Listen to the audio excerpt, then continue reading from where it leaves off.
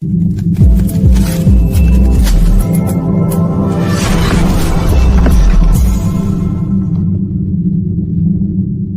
dostlarım hepinize merhaba. Bu yayınımızda sizlerle birlikte ezberleri bozan dolar yorumlarımızı, altın yorumlarımızı, gümüş yorumlarımızı, euro yorumumuzu, sterlin yorumumuzu ve bitcoin yorumumuza devam edeceğiz. Ve sizlerle birlikte piyasaların varabileceği noktaları burada değerlendirmeye çalışacağız. Özellikle Fed'in yapmış olduğu faiz artışı ve ardından bu faiz artışlarına devam edeceğinin sinyalinin Powell tarafından verilmiş olmasının ardından dolar endeksinde yukarı yönlü hareketlerin sert bir şekilde geliştiğini hep birlikte izledik. Bu hareketlerin devamında tabii ki ülkemiz içerisindeki dolar Türk lirası üzerindeki baskı da artmış oldu. Dolar Türk lirasında sizlerle birlikte izlediğimiz şuradaki üçgen içerisindeki hareket gördüğünüz gibi arkadaşlar mum hareketiyle birlikte yukarı yönlü kırılmış durumda. Tabii buradaki hareketin yukarı yönlü kırılması bizler için dolar TL kuru için olumsuz bir hareket ve dolar kurundaki yukarı yönlü hareketlerin daha da sertleşebileceğinin sinyalinin gelmiş olması anlamını taşıyor. O yüzden dolar kurunu takip eden arkadaşlarımız özellikle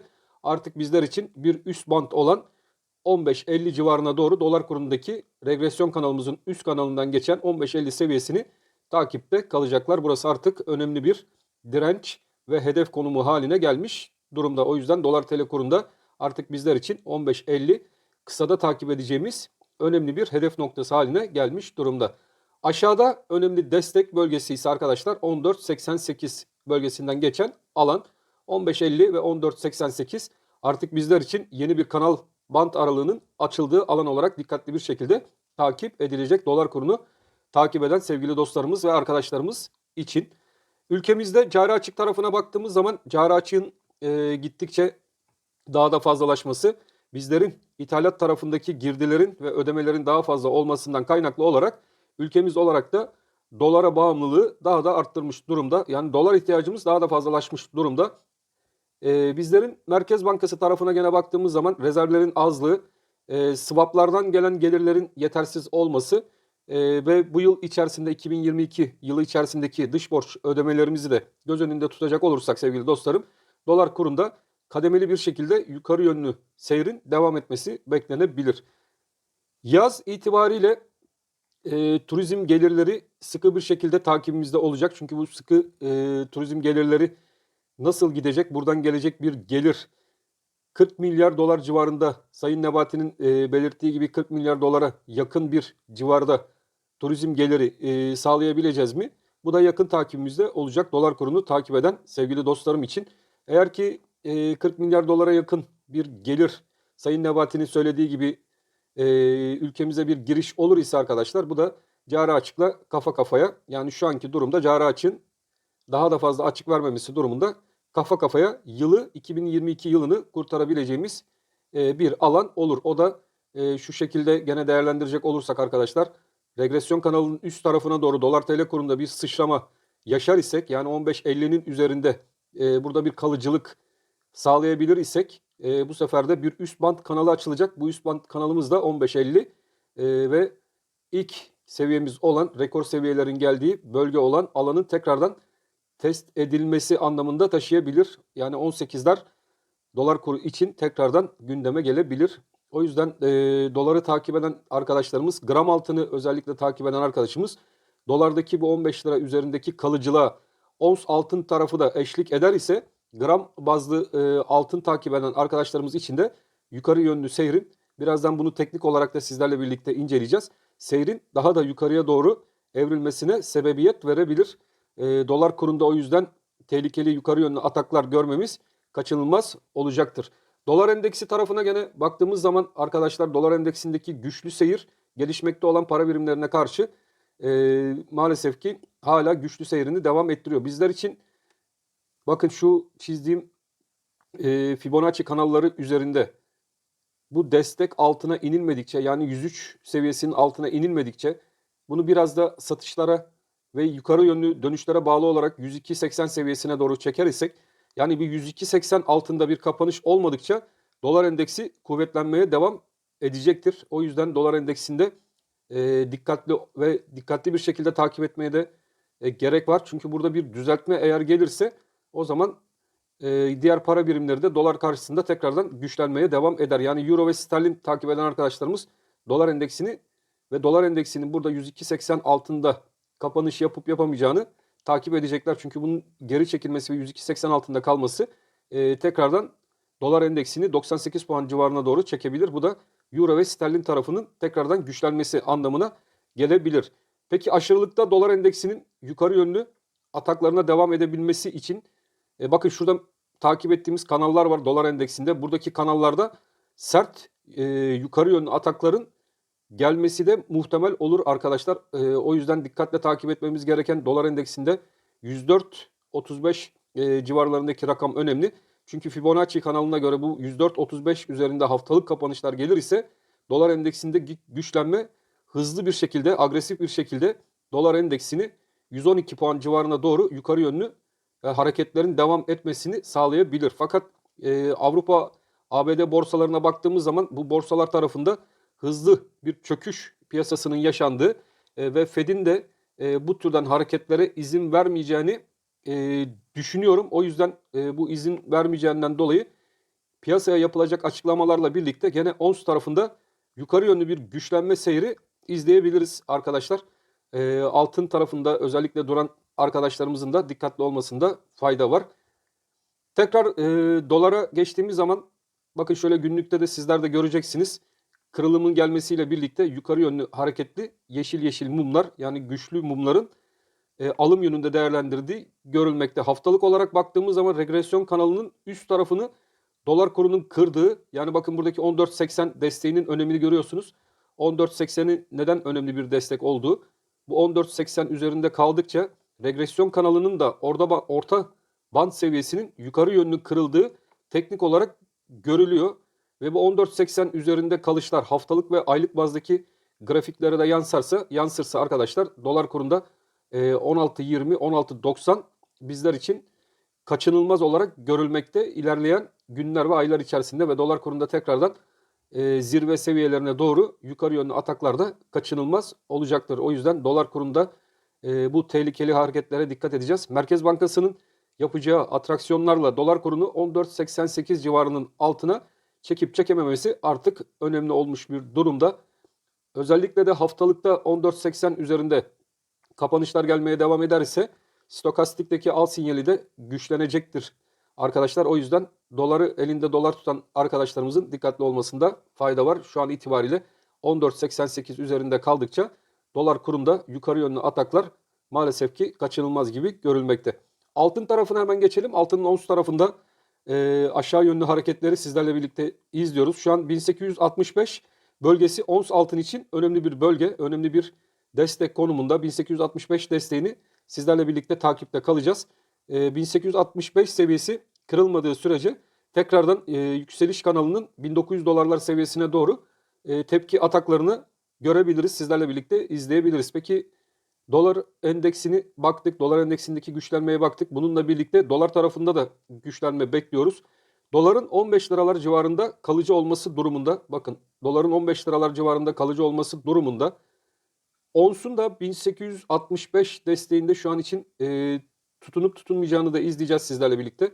Eğer ki 1865 altına sarkmalar ons altında görür isek ons altında bu sefer 1830 dolar seviyesini sizlerle birlikte takip ederiz aşağı yönlü.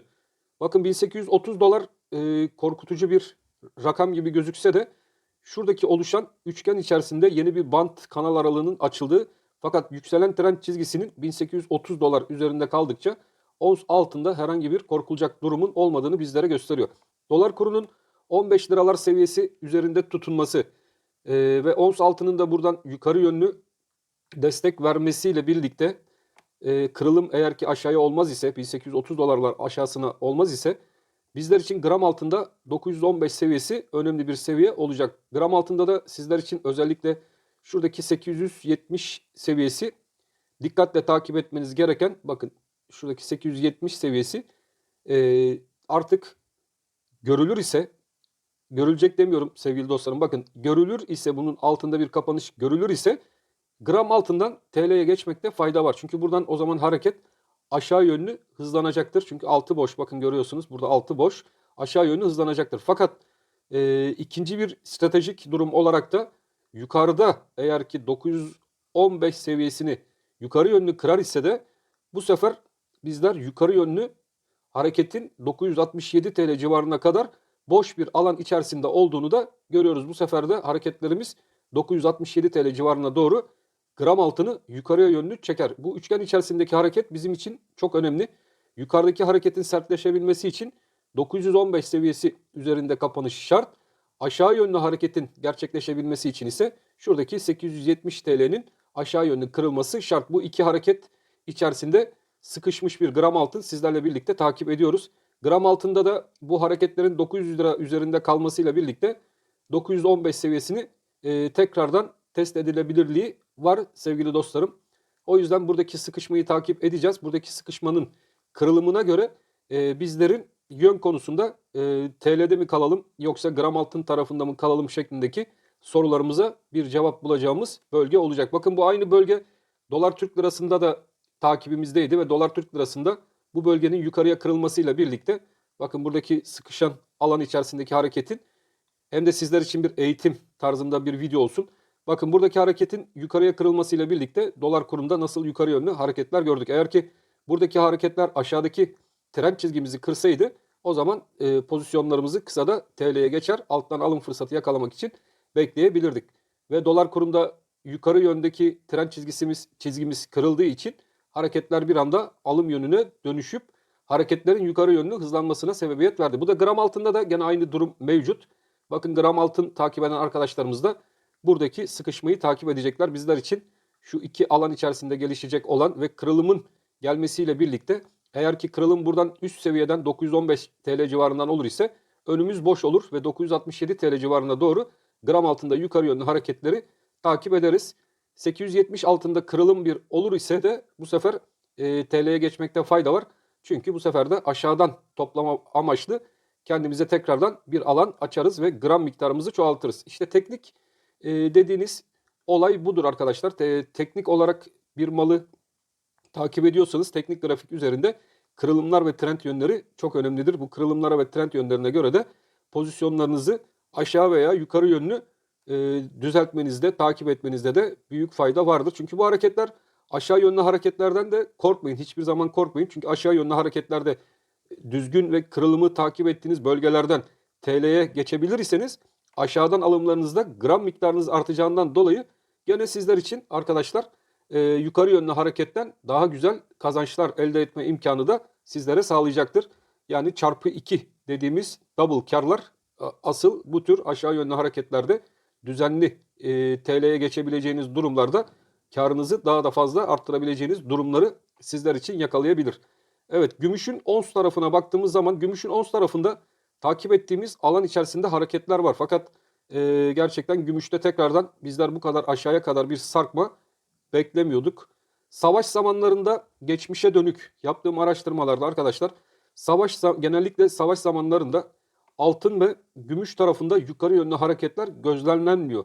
Fakat savaşların bitmesi halinde yukarı yönlü hareketler birden altın ve gümüş tarafında sert bir şekilde yukarı yönlü hareketlerini devam ettiriyor. O yüzden şu an Rusya-Ukrayna arasındaki savaş nedeniyle ülkeler altın topluyor olabilir. Geçmişteki yaptığımız araştırmalar sonucunda da bunu sizler de kendiniz de araştırabilirsiniz. Savaş zamanlarında savaşan ülkelerin elindeki altınları düşük fiyatlardan toplamak isteyen ülkeler manipülatif hareketlerle altın fiyatlarını geriye doğru bastırma yönüyle çekebiliyorlar. Bu geçmişte de bu şekilde olmuş. Fakat savaşın bitmesi halinde de bu tekrardan yukarı yönlü hareketin sert bir şekilde döndüğü de gözlemlenmiş. Gümüşün ons tarafına baktığımız zaman buradaki hareket gümüşün ons bazında 21 dolar seviyesi altında gerçekleşmediği sürece. Bakın burası çok önemli. Burada da gene büyük bir bant açtılar. Bakın şurada büyük bir bant açtılar. Bu bantın en alt seviyesi 21 dolar seviyesinden geçmekte. Yani bu 21 dolar seviyesi altında gümüşün ons tarafında bir kapanış olmadıkça gümüşün ons tarafında işlem yapanların herhangi bir panik yapmasında gerek yok. Buradaki hareket daha önceleri 1, 2, 3, bakın 4, 5, 6, 7, 8, 8 kez denenmiş. Fakat bu 21 dolar desteği kırılmamış. Bu destek üzerinde devamlı gümüşün yukarı yönlü hareketleri tekrardan gerçekleşmiş arkadaşlar. O yüzden buradaki kırılım 21 doların altında olmadığı sürece yatırım tavsiyesi olmamak koşuluyla buradaki hareketin tekrardan yukarı yönlü harekete dönüşme ihtimali de oldukça yüksek gözükmekte. Gümüşte sert beklediğimiz hareketler ne zaman başlayacak? Evet, gümüşteki sert beklentilerimiz olan hareketlerin başlayabilmesi için buradaki 30 dolar üzerinde kapanış görmemiz şart. Bu 30 dolar seviyesini yukarı yönlü kırdığımız zaman işte o zaman gümüşte agresif hareketler tekrardan başlayacak ve gümüşte beklentimiz olan agresif hareketlerin gelmesiyle birlikte ilk etapta 35 dolarlar, onun üzerinde 44 dolarlar ve onun üzerinde de arkadaşlar 57 dolarlar seviyesine doğru giden bir gümüşün ons tarafını Fibonacci kanalları çekerekten zaten sizlerle birlikte takip ediyoruz. Şu an Fibonacci kanalımızın alt tarafındaki bölgede 21 dolar seviyesinden geçmekte. Buraya kadar gümüşü çektiler. Fakat bu 21 doların daha altına çekerler mi? Bu da yakından takibimizde olacak. Bakalım 21 dolardan sert alışlar gümüşün ons tarafında gelecek mi? Fakat bu 21 dolar dediğim gibi altında kapanış olmadıkça gümüşün ons tarafında da panik yapılacak herhangi bir durum olmaz. O yüzden ileriye dönük gümüşün ons tarafındaki beklentilerimiz de hala da gündemdedir. Gündemden düşmüş değildir. Gümüş gram takip eden arkadaşlarım. Evet, biliyorum gümüşün gramında da oldukça sıkıldınız. Fakat bu gümüş ons öyle bir enstrüman ki geçmişe dayalı baktığımız zaman arkadaşlar bu gümüşün özellikle gramında yukarı yönlü hareketler başladığı zaman 2-3 hafta içerisinde çok sert bir şekilde tekrardan geldiği ana noktasına doğru hareketlerini hızlı bir şekilde yapıyor. Gene gümüşün ons bazlı olarak bizim takip ettiğimiz dolar bazlı kurunda 15 liralar civarında kalıcılığı söz konusu olur. Onsta da buradan bir dönüş yakalayabilir isek burada gram gümüşte de hareketler çok sert bir şekilde yukarı yönlü dönebilir. O yüzden ons tarafını takipte kalmanızda fayda var. Ons tarafında 21 dolar altında kapanış olmadıkça buradaki hareketin tekrardan yukarı yönlü dönme ihtimali de çok fazla. Gümüşün gram tarafını takip eden arkadaşlarımız da 10.65 desteği önemli. 10.65 desteğini takipte kalsınlar. Buradaki hareketin tekrardan 10.65 üzerine dönmesi durumunda bir anda hareketler 11 lira üzerine doğru gümüşün gramını da atabilir. Gümüşün ons tarafı sıkı takibimizde. Gram tarafını takip eden arkadaşlarımız da 10.65 desteğini sıkı takipte kalsınlar. Bakalım 10.65 desteğinde tutunabilecek miyiz? Gram tarafındaki gümüşte dikkatli olmakta fayda var arkadaşlarım. O yüzden çok fazla o yüzden dedim bu video içerisinde ama dikkatli olmanızda fayda var arkadaşlar. Gene teknik analiz ve grafik yöntemini kullanaraktan günlük videolarımıza sizlerle birlikte devam edeceğiz. Evet, Euro Türk Lirası'na hemen bakalım. Euro Türk Lirası da çizdiğimiz kanal içerisinde hareket ediyor. Euro'da ne dedik? Bu alt taraf bir alım fırsatıdır. Ve buradan tekrardan bir yukarı yönlü hareket Euro'da gördük ve 16 liraları bakın Euro'da test etmeye başladık arkadaşlar. Euro en önemli bölgesi bakın şuradaki 15.30 destek bölgesi. Bu 15.30 kırılmadıkça bunu önceki videolardan da takip ediyorduk zaten sizlerle birlikte. Bakın çizdiğimiz grafik üzerinde. Hareketler şu bant aralığında gelişecektir. O yüzden 15.30 altında bir kapanış olmadıkça Euro'da hareketler 16.90 seviyesine doğru tekrardan yukarı yönlü hareket edecektir. Şimdi bizler 16.90'ı sizlerle birlikte takipte kalacağız. Euro'da eğer ki bu 16.90 seviyesine doğru yukarı yönlü hareketleri görür isek tabii bugün geçtikçe Euro'daki hareketler de değişecektir. 16.90, 17.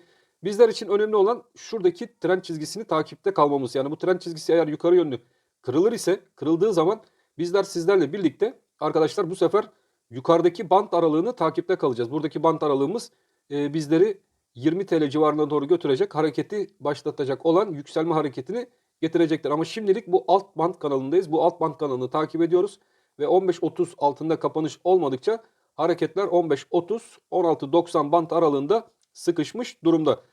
Stokastik indikatörümüze baktığımız zaman bir al sinyali yaktığını günlükte izliyoruz arkadaşlar. Bakın burada bir ufak al sinyali yakmış durumda ve tekrar 20'nin üzerine doğru günlükte atmaya çalışan bir euro. O yüzden euroda da yukarı yönlü hareketlerin devam edeceği görüşümüz hala sürmekte. Sterlin Türk Lirası takip eden arkadaşlarımız için hemen sterlinde de kanal aralığımız bu şekilde ve sterlinde de bakın tam noktasal olarak buradan bir dönüş yaşandı.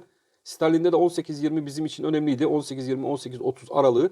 Buradan bir tepkiyi aldık ve bu tepki üzerinde artık günlük kapanışlarda bizler şu seviye üzerinde kalabileceğiz mi? 18.65. Evet.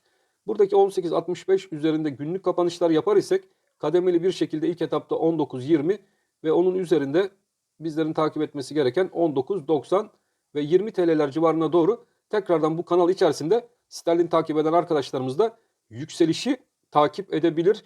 Sterlin yatırım tavsiyesi olmamak koşuluyla ufaktan bir al sinyali yakmış. Bu al sinyalini değerlendirmek isteyenler de 18.30 seviyesi altında bir kapanış olmadıkça bunu değerlendirebilirler diye düşünüyorum. Ama makas aralıklarına dikkat edin. Özellikle 6'dan sonra bankalardaki makas aralıkları çok açık olacağından dolayı dikkatli bir şekilde 9'da 5 arası bankalarda işlem yapmaya dikkat edin sevgili dostlarım. Bitcoin, hemen Bitcoin tarafına bakalım. Evet, Bitcoin. Bitcoin'de de ders niteliğinde hareketleri izledik. Bitcoin'de bizler için 37 bin 38 bin bant aralığı çok önemliydi. Bakın bu 38 bin bant aralığı eğer ki aşağı yönlü kırılır ise bir şelale şeklinde aşağı yönlü düşüş izleriz demiştik. Ve maalesef ki 38 bin doları Bitcoin aşağıya yönlü kırdı. Bu da 38 bin doların aşağı yönlü kırılmasıyla birlikte tabii pozisyonları short'a geçip TL tarafında kalmayanlar için kötü bir durum halini almış durumda. Çünkü 38 bin dolara kadar bizler için Bitcoin'de herhangi bir tehlike yoktu. Fakat 38 bin altındaki kırılım maalesef ki Bitcoin'i aşağı yönlü itelemeye devam ediyor. Burada 32 bin doların altındaki hareketlerde bizler arkadaşlar 29.500 dolarlar civarına doğru buradaki düşüşü tekrardan takip edebiliriz. 32 bin önemli olacaktır. Çünkü 32 bin artık bizim buradaki son bir destek noktamız. Yukarıda da 37.500 dolar hala önemli. Buraya doğru bir tepki yükselişi gelebilecek mi? Bunu takip edeceğiz. Fakat şu an itibariyle Bitcoin'deki durumun pek iç açıcı gözükmediğini maalesef sizlere de bildirmek zorundayım. Burada çünkü bir ters bayrak oluşumu var. Bu ters bayrakla birlikte aşağı yönlü hareketler daha da artabilir, hızlanabilir. Dikkatli olmakta fayda var Bitcoin tarafında. Özellikle 38 bin civarındaki kırılımla birlikte bu hareket, bakın trend çizgilerini de aşağı yönlü kırmış durumda. Maalesef ki bu trend çizgilerinin üstüne atamadığımız sürece Bitcoin'deki düşüş devam edebilir arkadaşlar. Bitcoin'dekilerin de dikkatli olmasında fayda var. Evet, 28.900 dolar seviyesi önemli olacaktır. Çünkü 28.900 dolar seviyesinden artık son destek bölgeleri bu 28.900 dolar civarından geçen bölge. Artık ikinci bir bölgeniz 28.900 bölgesi olması lazım Bitcoin takip edenler için. Çünkü artık buradan da bir satış yapmak riskli. 38 binlerden satış yapabilmiş olsaydınız burayı ve buna yakın bölgeleri değerlendirebilirdiniz. Fakat şu an kuvvetli bir destek bölgemiz 28.900 civarından geçtiği için bu bölge önemli olacaktır. Burası da zaten makas aralıklarınızla birlikte artık şu seviyelerden satış yapabileceğiniz bir alan değil. 28.900'ü takip edeceksiniz. Buradan artık yukarı yönlü bir tekrardan 36.000 37.000 dolarlar civarına doğru tepki yükselişlerini beklemeniz gerekecek diye düşünmekteyim arkadaşlar. Tabii 28.900'ü kırarsak bu sefer aşağı yönlü hareket tekrardan bir şelale şeklinde 25.000 dolarlar civarına doğru da evrilebilir. Bitcoin'deki arkadaşların çok dikkatli olmasında fayda var. Ve bu kuvvetli destek bölgesini mutlaka takipte kalın derim sevgili dostlarım. 28.900, 28.800 dolar civarındaki destek bölgesi. Evet sevgili dostlarım, sizlerle birlikte kurları inceledik. Genel bir bakış yaptık. Son durumlarına baktık. Ben hepinizi çok seviyorum. Hepinizi Allah'a emanet ediyorum. Hiç kimse sıkılmasın. Piyasada özellikle şu an itibariyle zararda olan arkadaşlarımız kendini üzmeye, sıkmaya gerek yok. Piyasalar her zaman düşüş yönlü değildir. Yükseliş yönüne de geçecektir. O yüzden siz çoluğunuzla çocuğunuzla güzel vakit geçirmeye devam edin. Hiçbir şekilde kendinizi sıkmayın. Tekrardan yönler, piyasalar yön değiştirecektir. Şu an zararda olduğunuz pozisyonlar sizler için sıkıcı olabilir. Tabii Forex ve Viyop'ta kaldıraçlı işlem yapmanızı hiçbir zaman önermiyorum. Tavsiye de etmiyorum. Bunların dışında bankalarda işlemleri olan, parası olanların hiç sıkılmasına gerek yok arkadaşlar. Tekrardan ilerleyen dönemler içerisinde yukarı yönlü hareketleri sizlerle birlikte izleyeceğiz.